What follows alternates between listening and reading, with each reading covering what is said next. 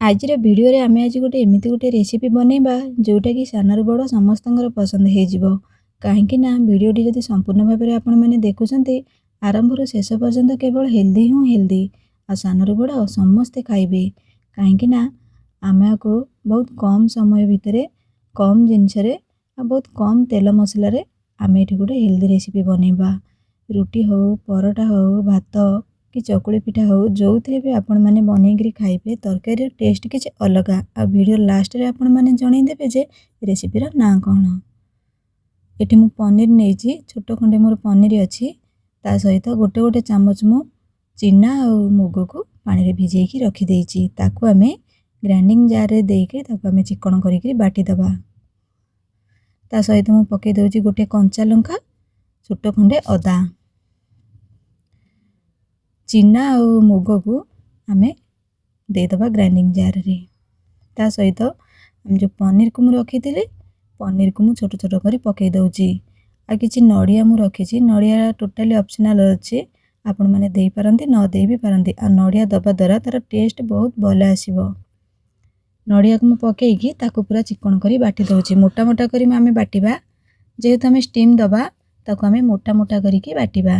जदि एते सब झंझट आपण माने न करसंते ताले पनीर सहित बेसन को बाटी पारिबे। एठी हमर बटाटी हेई गलानी। स्वाद अनुसार मु लूण पकई दउची। गोटे छोट चामच मु दे दउची धनिया गुंड और कसुरी मेथी, ताकू आम भल से मिसई दबा। बेसन पकईले भी तार टेस्ट भल आसीबो, किंतु थरे एई भली जिंस ट्राई करिक देखंतु। जो प्लेट रे आपण माने स्टीम करिवे सेथरे आम तेल हो कि घी हो टिके मारी दबा। भल फ्लेवर पाए मु एठी टिके हेंगु पकाउची। तेल मारदेले कौन हम कि सी भल से उठी आसीबो। एपटे कड़ाई रे मु पानी देइकरी गरम हवा पई बसई दउची। गोटे स्टैंड थोई देइची, स्टैंड ऊपर आम से प्लेट को दे दबा।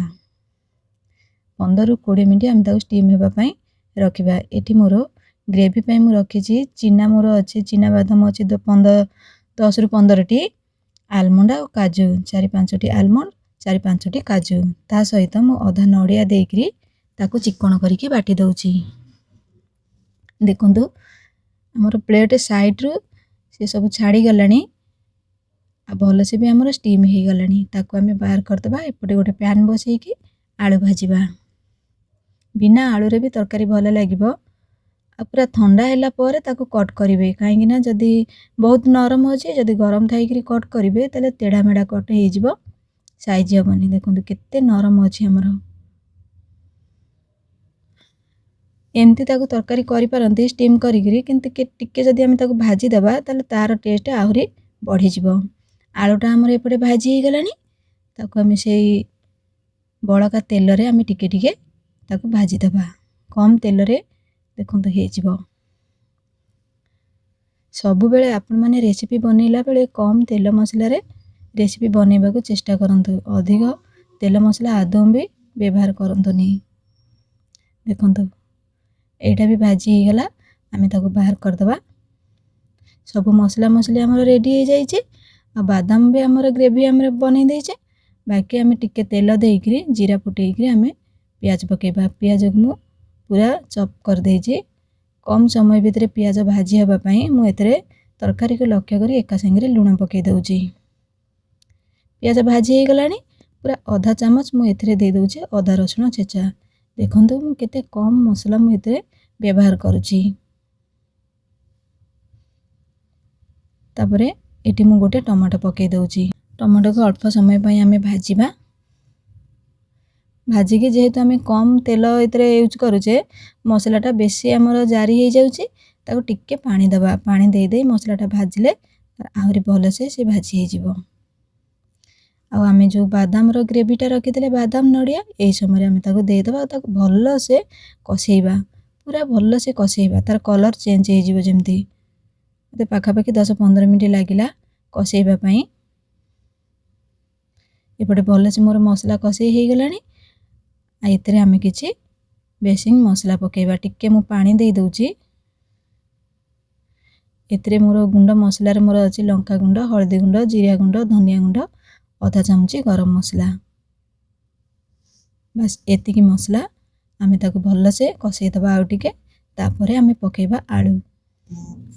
आलू को मसला सहित भल से आमे मिसई दबा। ଆଉ ସିଝିବା ପାଇଁ ଆମେ ଦେଇଦେବା ପାଣି। ପାଣିଟା ଫୁଟି ଆସିଲା ଭିତରେ ଆମେ ଯେଉଁ ଷ୍ଟିମ୍ କରିକିରି ରଖିଥିଲେ ଆମେ ପକାଇଦେବା। ତାକୁ ଆଉ ଟିକେ 10 ମିନିଟ୍ ପାଇଁ ଆମେ ତାକୁ ଫୁଟେଇବା। ଦେଖନ୍ତୁ ତ ବହୁତ କମ୍ ସମୟରେ ବହୁତ କମ୍ ତେଲ ମସଲା ଆଉ କମ୍ ଜିନିଷରେ ଆମେ ଗୋଟେ କେମିତି ହେଲ୍ଦି ରେସିପି ବନାଉଛେ। ଆପଣଙ୍କୁ ମୋ ଭିଡ଼ିଓ କେମିତି ଲାଗୁଛି ନିହାତି ଭାବରେ କମେଣ୍ଟ ବକ୍ସରେ ଜଣାଇବେ। ଆଉ ଯଦି ଭିଡ଼ିଓ ଲାଷ୍ଟ ପର୍ଯ୍ୟନ୍ତ ଏପର୍ଯ୍ୟନ୍ତ ମୋ ଭିଡ଼ିଓରେ ଅଛନ୍ତି ତାହେଲେ ନିହାତି କମେଣ୍ଟ ବକ୍ସରେ ଜଣାଇ ଦିଅନ୍ତୁ ଯେ ରେସିପିର ନାଁ କ'ଣ।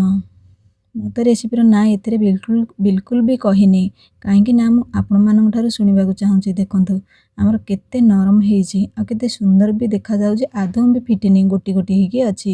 ନିହାତି ଥରେ ଟ୍ରାଏ କରନ୍ତୁ। ଏମିତି ରେସିପି ତ ପ୍ରାୟ ବନେଇକିରି ଖାଇଥିବେ, ତା'ର ଟେଷ୍ଟ ଯେଉଁମାନେ ବନେଇ ଖାଇଥିବେ ଟେଷ୍ଟ ଜାଣିଥିବେ, ଆଉ ଯେଉଁମାନେ ବନେଇ ନଥିବେ ନିହାତି ଥରେ ବନେଇକିରି ଖାଆନ୍ତୁ, ସେଥିରେ ବହୁତ ଟେଷ୍ଟି ଲାଗିବ ଆଉ ବହୁତ ହେଲ୍ଦି ରେସିପି।